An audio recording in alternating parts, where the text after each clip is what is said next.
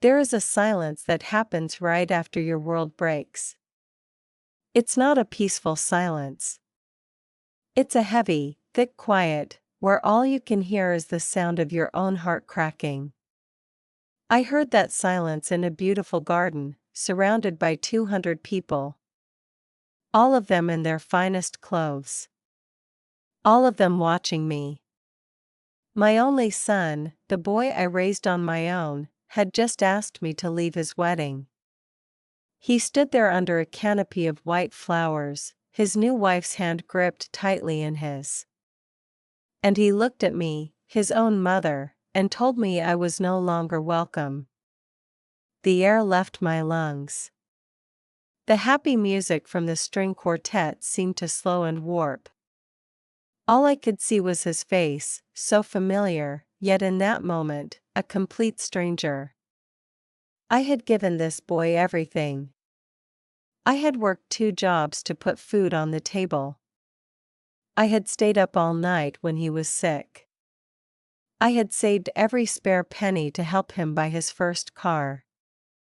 I had loved him with a force that felt like the only true thing in my life. And now, on the day that was supposed to be my proudest moment, he was throwing me away. I saw the guests shifting in their seats. I heard their muffled gasps. I saw the triumphant, barely hidden smile on my new daughter-in-law's face. She had won. She had finally pushed me out. I should have cried. I should have screamed. I should have fallen to my knees and begged him to see reason. But I didn't.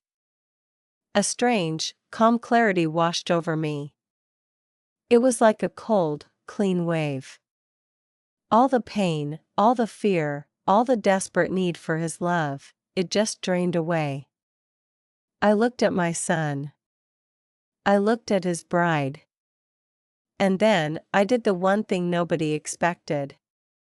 I smiled. It wasn't a happy smile. It was a small, sad, final smile. A goodbye smile. And then, I spoke. I didn't shout. My voice was quiet, but in that dead silence, it carried to every single person. What I said was only a few sentences. But those words changed everything. They didn't just silence the room. They shattered the perfect image of the day.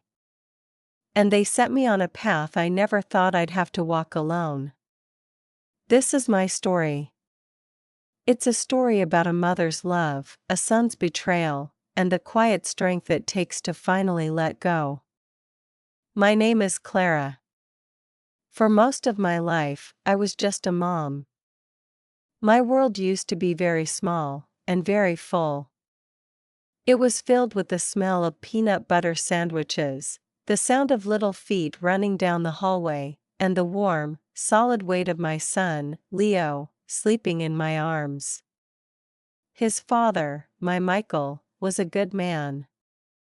He had a laugh that could fill a whole house. But a heart attack took him from us when Leo was only 5 years old.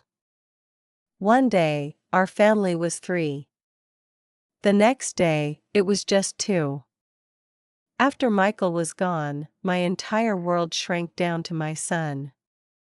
He was my reason to get up in the morning. My reason to keep going. I worked as a receptionist during the day and typed medical reports at night. The house was often quiet, but it was our quiet. We had our routines. Taco Tuesdays.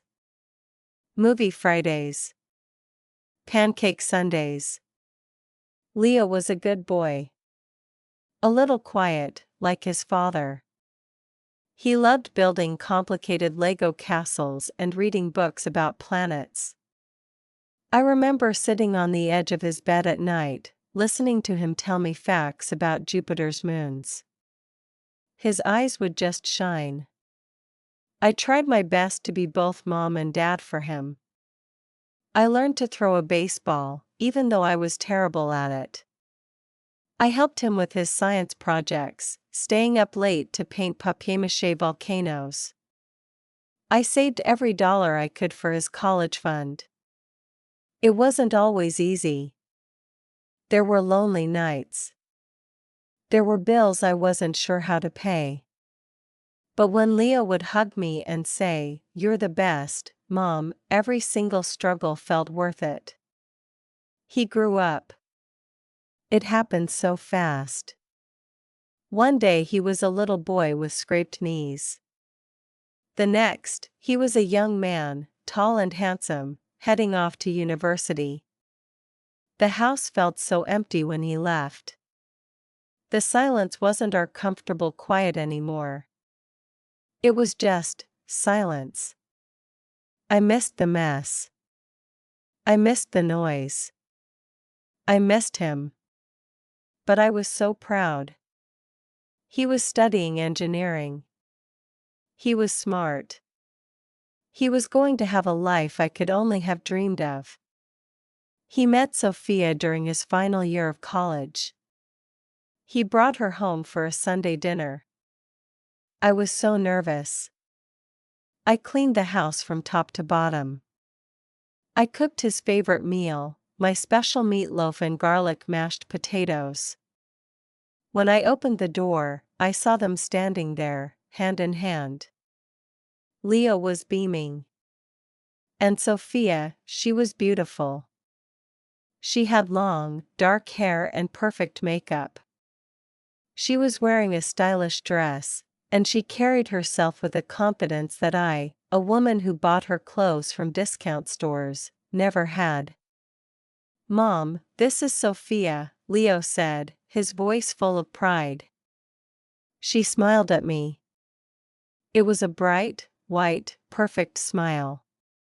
But it didn't quite reach her eyes. "It's so wonderful to finally meet you, Clara," she said. Her voice was smooth and polite.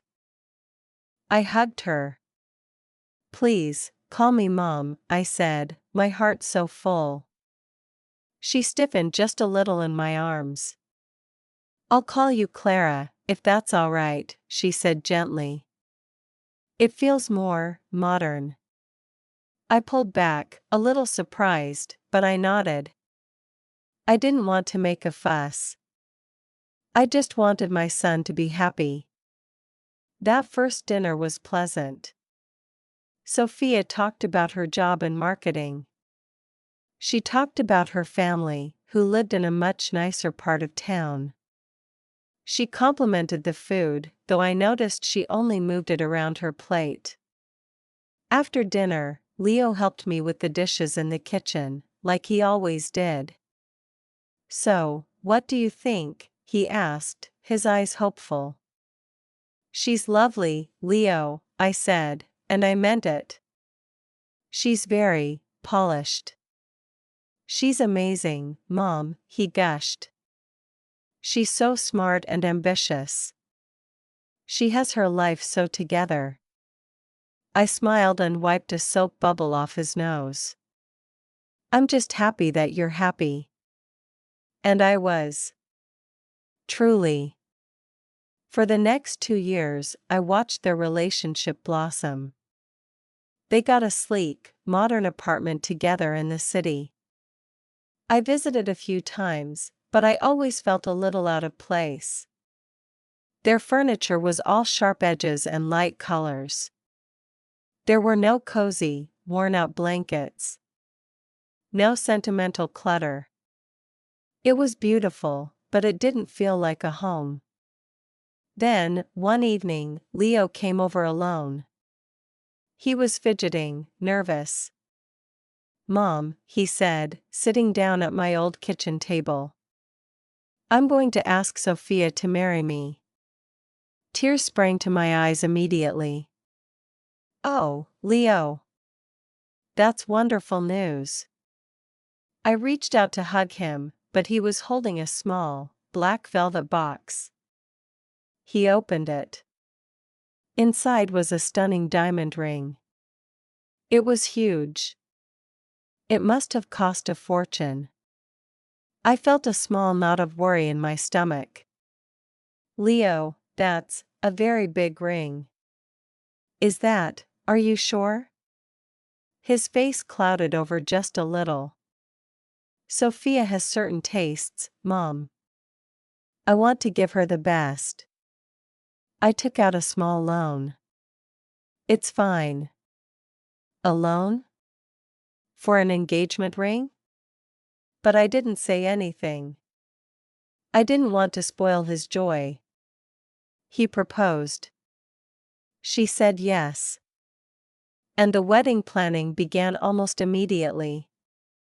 That's when the slow, quiet shifting began. The small changes that, at first, I hardly noticed. The first time I felt it was at the wedding venue tour. Sophia's mother, Eleanor, had arranged it. She was a tall, elegant woman who wore silk scarves and spoke in a tone that sounded like a command. We were looking at a magnificent ballroom in a hotel I could never afford to even enter. This is the one, Eleanor declared, not asking, but telling. It's beautiful, I said, feeling small in my simple dress. It's adequate, Sophia said, looking at her phone. The chandeliers are a little dated, but we can work with it. Leo was just nodding, his arm around Sophia. Whatever you want, honey. I turned to him. What about the old community hall, Leo? The one by the river? You always said you thought it was a cool building when you were a kid. He looked at me, confused. That old place? Mom, well, it's not really for a wedding like ours. A wedding like ours. The word stung. What did that mean? Sophia gave me a thin smile. Clara, we're aiming for a certain standard. This is going to be in the society pages. I closed my mouth and just nodded. The guest list was the next thing. Sophia and her mother had it all planned out. 200 people. Business associates. Distant relatives from their side. Friends from their golf club. I looked over the list.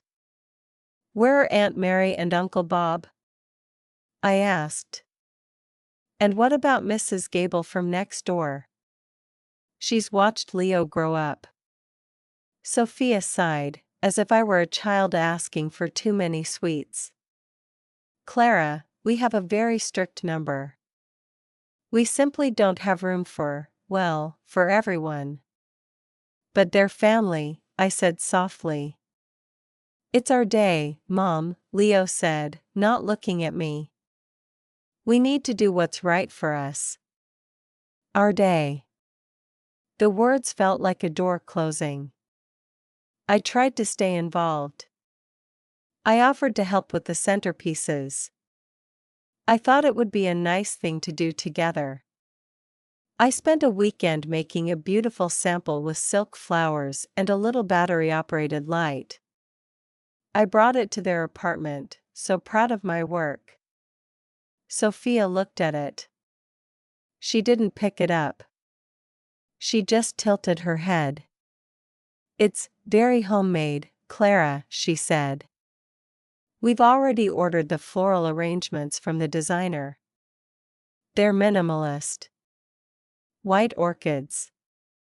This is a bit much. I looked at Leo.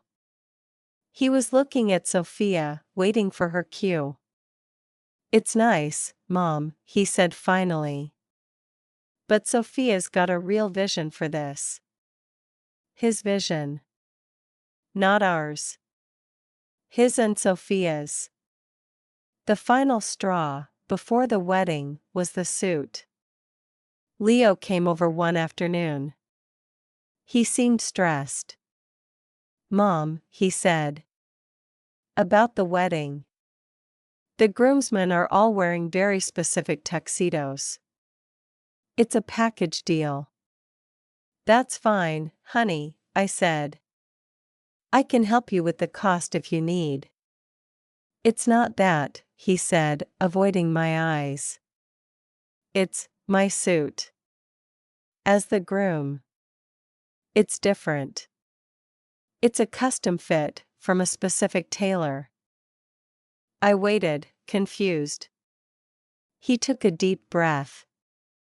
The thing is, Mom. Dad's suit. The one you wanted me to wear. The one he got married in. It won't work. I felt like I'd been physically pushed. My Michael's suit. I had kept it carefully preserved in a garment bag for 20 years. It was a little old-fashioned, sure. But it was perfect. It was a piece of his father he could have with him. A way for Michael to be there. Tears filled my eyes. Leo, it was your father's. I know, Mom, he said, his voice tight. But it's just not the right style. Sophia says it will look cheap. In the photos. Sophia says. Those two words were becoming a weapon. So, you won't wear your father's suit? My voice was a whisper. I can't, Mom. I'm sorry. It's my wedding. Please don't make this difficult. I looked at my son. I saw the little boy who used to wear his father's big shoes around the house. I saw the young man who had cried in my arms on the anniversary of his dad's death. Where was he? I just nodded, turned around, and started washing a dish that was already clean. I couldn't let him see me cry. He left shortly after, and I sat alone in my quiet kitchen, in the house full of our memories, and I felt a loneliness so deep it was like a physical ache. The wedding day arrived. I put on my best dress, a lavender one I'd bought on sale. I tried to make myself look as elegant as I could. I wanted to make Leo proud. The ceremony was at a beautiful vineyard. It was a perfect day. The sun was shining. Everything was lush and green and expensive looking. I sat in the front row, alone. On the other side, Sophia's family formed a large, chattering, well-dressed group. I felt like a single, faded flower in a bouquet of bright, new ones. The music started. Leo walked to the front with the best man. He looked so handsome in his custom-tailored tuxedo. But all I could see was the ghost of his father's suit, the one he wasn't wearing. Then, Sophia appeared. She was a vision. Her dress was a work of art. She glided down the aisle, her eyes fixed on Leo. He looked at her like she was the only person in the world. The look I remembered him giving me when I'd fix his favorite toy. That look was now reserved only for her. The ceremony was beautiful. The vows were sweet. When they were pronounced husband and wife, and they kissed, everyone cheered. I cried. They were happy tears, but they were also sad tears. It felt like an ending. Like I was officially handing him over. After the ceremony, there were photographs. I stood to the side, waiting to be called.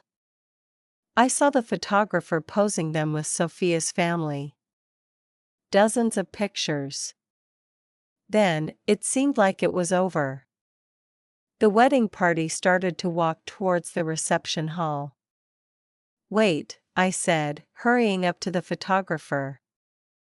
We haven't taken one with just me and Leo. The photographer looked at his clipboard. I'm sorry, ma'am. My list is full. The schedule is very tight. I looked at Leo. He was standing with Sophia, her hand on his arm. Leo? I said. Just one picture? For me? Sophia answered for him. Clara, we really have to keep to the timeline. The sunset photos are crucial. Maybe later. Her smile was tight. Leo just looked uncomfortable. Okay, I said, my heart sinking. Later. But I knew there would be no later. Part 4, The Turning Point. The reception was in a stunning tent, filled with those white orchids Sophia loved. It was like a dream. I found my seat at a table at the edge of the dance floor. I didn't know anyone at my table. They were all friends of Sophia's parents. I watched Leo and Sophia move through the crowd. They were the perfect couple. Everyone was laughing, drinking, celebrating. I felt like a ghost at my own son's wedding. During the dinner, I decided to try one more time. I went up to the head table. Leo was laughing at something the best man said. Leo? I said softly. He turned. Oh, hi, Mom. I was just wondering, for the mother-son dance? I asked. Should I be ready soon? It was a tradition I had been dreaming of since he was a little boy. I had even picked out the song, a slow, sweet ballad he used to love. Leo's smile faded. He glanced at Sophia. Sophia put her hand on his. Oh, Clara. We decided to skip that. It's a bit of a dated tradition, don't you think? We're going straight into the party dancing after our first dance. I felt the world tilt. Skip it? My dance? With my son? But, I looked at Leo, pleading with my eyes. Please. Just this one thing. He wouldn't meet my gaze. Sophia's right, Mom. It kind of kills the vibe. This way is more fun. Kills the vibe. My love for him, our history, our dance, it killed the vibe. I just stood there, unable to move. The noise of the party seemed to fade into a dull roar in my ears. Then, Sophia spoke again, her voice sweet but her eyes like ice. Actually, Clara, there's something else. I waited. We've been thinking about the guest book table, she said. It's looking a little bare. We were wondering if you wouldn't mind managing it for the rest of the evening? Just to make sure everyone signs it? It would be such a help. She was asking me to leave my seat. To leave the celebration. To go and sit at a small, lonely table by the entrance, away from everyone. To be an usher. At my own son's wedding. I looked at Leo. My son. The boy I had sung to sleep. The man I had sacrificed everything for. He looked at me, and then he looked at his new wife. And he made his choice. Yeah, Mom, that would be great, he said, his voice casual. You wouldn't mind, would you? That was the moment. The moment the last thread of hope inside me snapped. I didn't get angry. I didn't cry. I just felt empty. And then, I felt clear. I looked at both of them. I saw them for who they were. A weak man, and the woman who controlled him. I knew what I had to do. I walked back to my table and picked up my small, beaded purse. I didn't look back.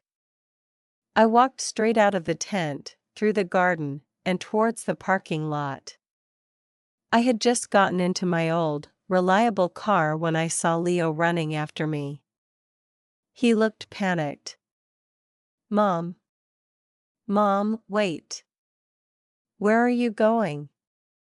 I rolled down the window. Home, Leo. You can't leave, he said, his voice rising. What will people think? It will ruin everything. Of course. It was about the appearance. About what people would think. I'm not going to sit at the guest book table, Leo, I said, my voice calm and steady. I am your mother. Not the help. You're being selfish, he shot back, his face red. This is our day. Why do you have to make everything so difficult? Why can't you just be happy for us? That's when I saw Sophia walking up behind him, a smug look on her face. Leo saw her, and it was like it gave him courage. He puffed out his chest. You know what, Mom? If you can't support us, if you can't respect Sophia, then maybe you shouldn't be here at all. The words hung in the air. The ultimate threat. Sophia stood beside him, linking her arm through his. A united front. Against me. I looked at my son. I saw the little boy I loved more than life itself. And I knew, with a terrible, final certainty, that he was gone. I took a deep, slow breath. I got out of the car. I didn't slam the door. I closed it gently. And I started walking back towards the wedding. Not as a defeated mother, but as a woman who had finally found her voice. Leo and Sophia followed me, confused. I walked back into the tent. The music was playing. People were dancing. I walked right to the center of the dance floor. I stood there, in my simple lavender dress, in the middle of all that perfection. I turned and faced the bandleader. Excuse me, I said, my voice clear. May I have the microphone, please? He looked surprised, but he handed it to me. I turned to face the crowd. 200 faces, frozen, staring at me. I saw Leo and Sophia at the entrance, their faces a mask of shock and horror. I tapped the microphone. The music stopped. The talking stopped. There was that heavy, breaking silence. And I began to speak. Part 5, The Resolution. Hello, everyone, I said, my voice surprisingly steady. For those of you who don't know me, my name is Clara. I am Leo's mother. I could feel every eye on me. I saw Leo take a step forward, but Sophia held his arm, pulling him back. I'm not going to take up much of your time, I continued. I just wanted to say a few words. Words I thought I would say in a toast, but it seems my toast was cut from the schedule. A nervous ripple went through the crowd. I look at my son today, and I see the man he has become. I am so proud of the person he is. I remember the little boy who loved the planets. The teenager who worked so hard in school. The young man who was so kind to his old mom. My voice wavered for a second, but I held it together. When his father, my Michael, passed away, my world became very small. It became Leo. He was my sunrise and my sunset. Every sacrifice I ever made, I made gladly. For him. Because a mother's love is the deepest, fiercest love there is. It is a love that asks for nothing in return. I looked directly at Leo. His face was pale. But a mother's love also means knowing when to let go. It means watching your child build a new family, and stepping back to give them space. I have tried to do that. I have tried to be happy, and to be supportive, and to not be a burden. I took another breath. This was the hard part.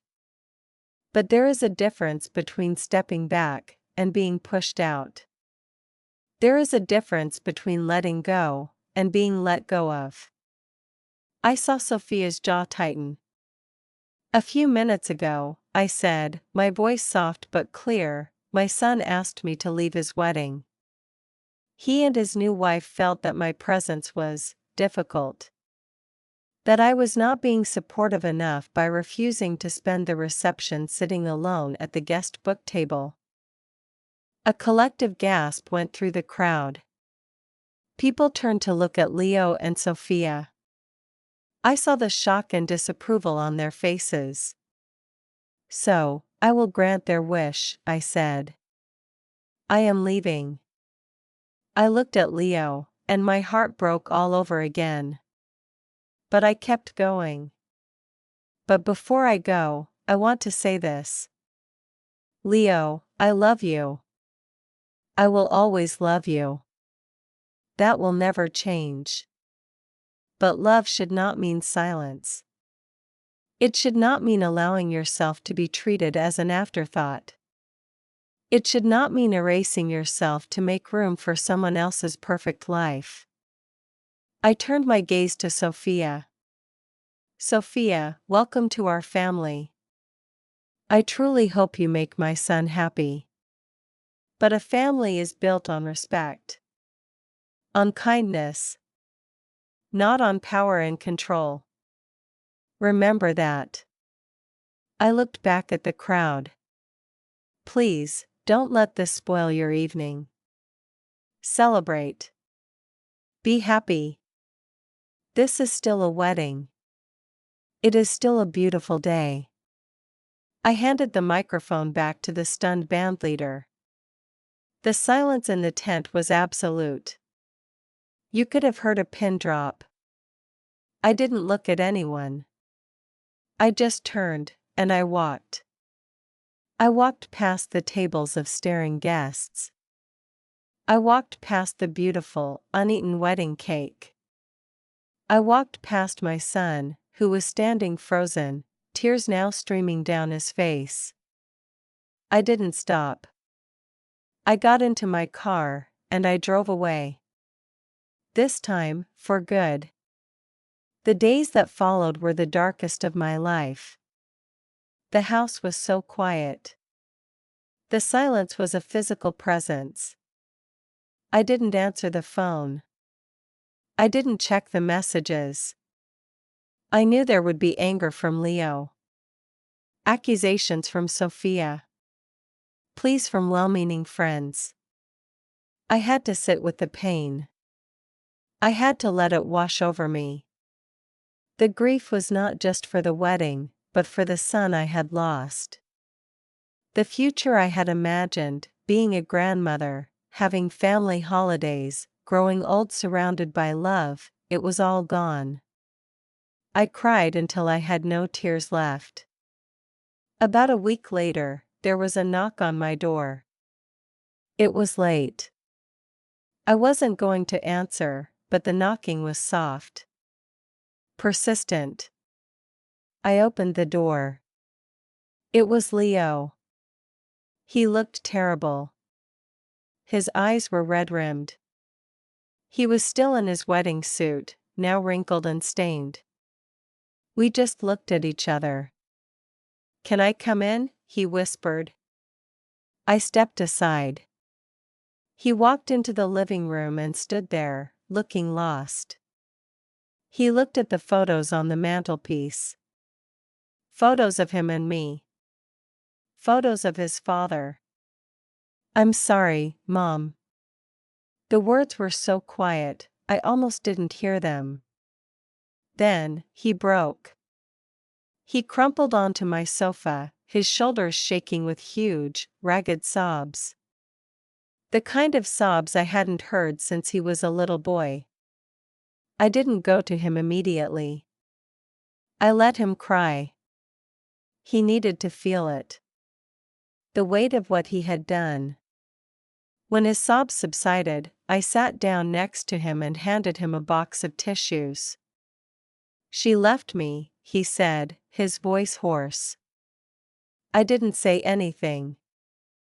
I just waited. "The day after the wedding," he continued. "She said I was weak. She said I had humiliated her.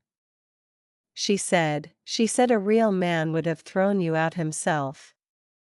She took the wedding gifts, the money, and she left." He looked at me, his face a mess of tears and regret.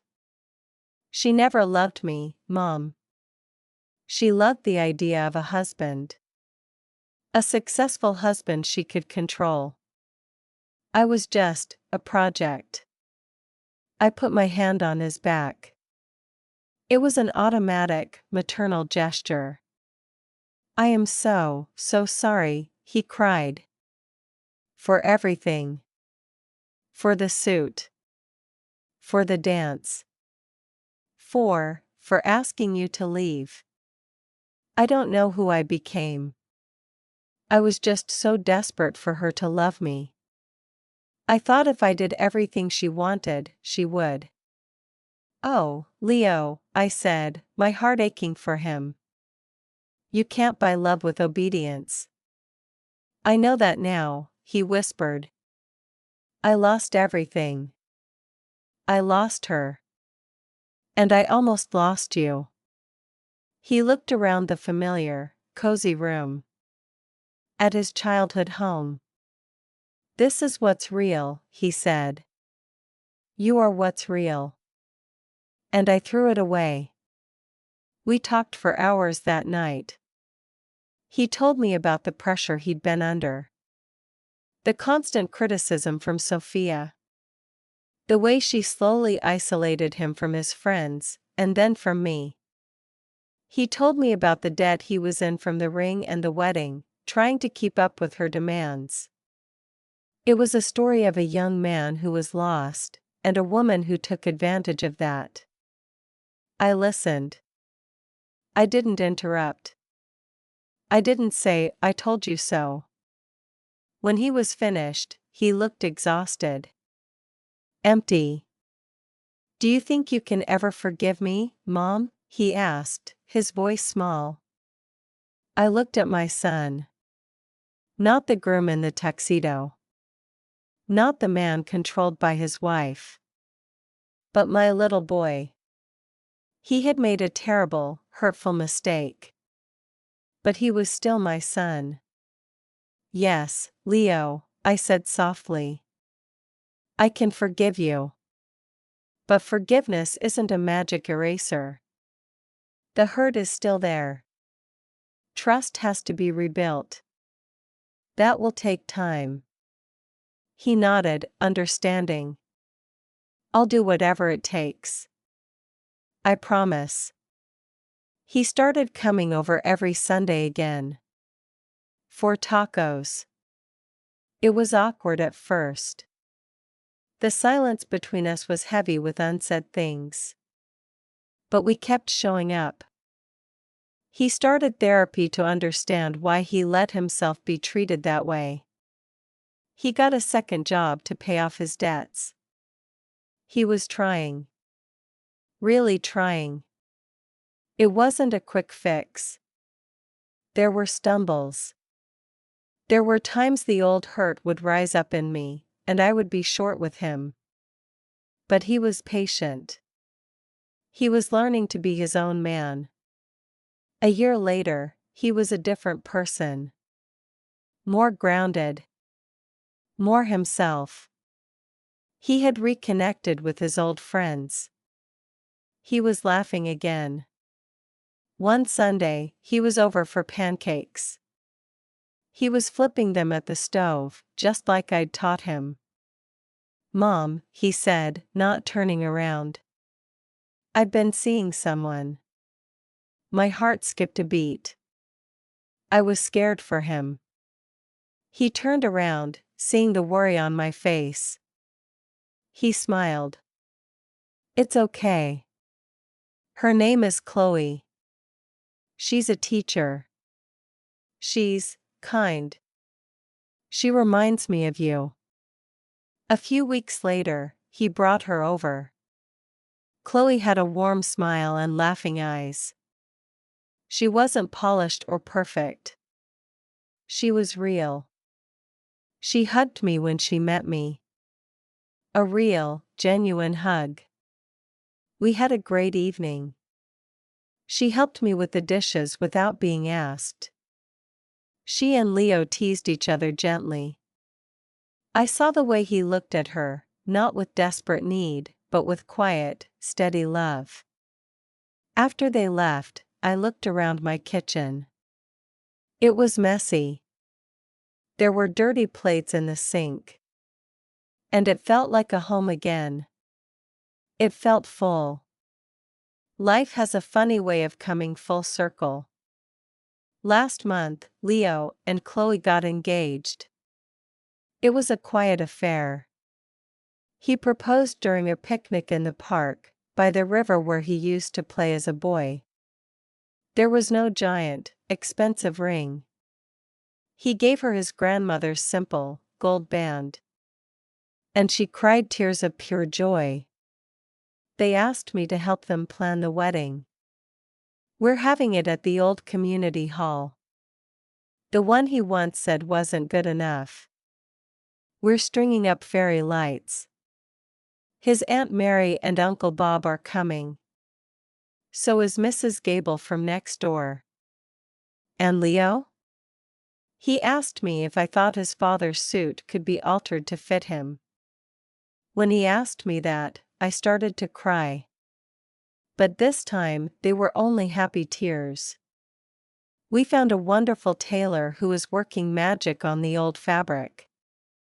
It will be perfect. And we have our song picked out for the mother-son dance. The same one I had chosen all those years ago. This wedding will not be in the society pages. It won't be perfect. But it will be real.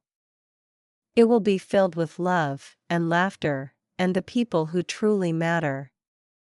I look at my son now, and I see the man he was always meant to be. A man who knows that strength isn't about control, but about character. A man who knows that love isn't about grand gestures, but about showing up, day after day. Our relationship is different now.